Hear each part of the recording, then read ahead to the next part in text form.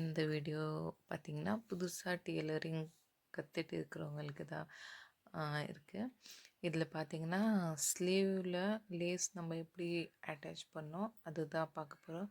So பார்த்திங்கன்னா நம்ம actually இது பார்த்திங்கன்னா blue colour saree, blue colour த்ரெட்டில் தான் நான் ப்ளவுஸ் ஸ்டிச் பண்ணிட்டு இருந்தேன்.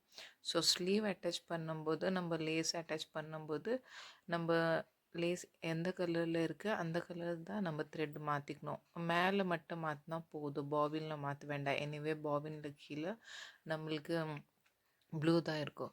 ஸோ இதில் பார்த்தீங்கன்னா ஸ்லீவில் ஜாயிண்ட் வருது பாருங்கள். அந்த ஜாயிண்ட் எப்படி அட்டாச் பண்ணோம் பாருங்கள். நம்ம ஃபஸ்ட்டு நம்ம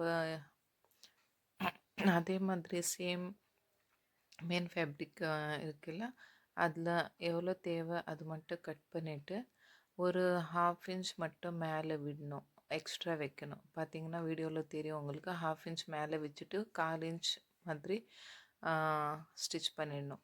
ஸ்டிச் பண்ணிவிட்டு அதுக்கப்புறம் அது லைட்டாக ஃபோல்ட் பண்ணிடணும். நம்ம 1/2 இன்ச் விட்டுருக்கல அது ஃபோல்டு பண்ணிவிட்டு அப்படியே அந்த லைனிங் கிளாத்தில் கரெக்டாக வச்சுட்டு அப்படியே ஸ்ட்ரெயிட்டாக எது வரைக்கும் லைனிங் இருக்குது அது வரைக்கும் ஸ்டிச்சஸ் போட்டுட்டு அப்படியே அந்த கீழே லைனிங் கிளாத் எப்படி இருக்குது ஸ்லீவ் அதே மாதிரி அது மேலே ஸ்டிச்சஸ் போட்டுடணும். எக்ஸ்ட்ரா இருக்கிற கிளாத்லாம் கட் பண்ணிக்கலாம். ஸோ இந்த மாதிரி தான் ஸ்லீவ் அட்டாச் பண்ணோம். ஸோ ஃபினிஷிங் நல்லா இருக்கும் நம்மளுக்கு. நம்ம ஃபஸ்ட்டே ஸ்லீவில் ஜாயின் வச்சுட்டு தைச்சா அது கொஞ்சம் டிஃப்ரெண்ட்டாக தான் இருக்கும், இது நல்லாயிருக்கும். ஸோ ஒன் சைட் தான் நம்ம ஸ்டிச்சஸ் போட்டுட்டு இருந்தோம். இப்போ பார்த்திங்கன்னா அனதர் சைடும் போட்டாச்சு ஸ்டிச்சஸ். ஸோ இந்த மாதிரி தான் நம்ம லேஸ் ஜாயின் பண்ணும்போது இந்த மாதிரி தான் நம்ம ஜாயின் பண்ணோம். எக்ஸ்ட்ரா இருக்கிற த்ரெட்டெல்லாம் அப்போவே கட் பண்ணி எடுத்துடுங்க.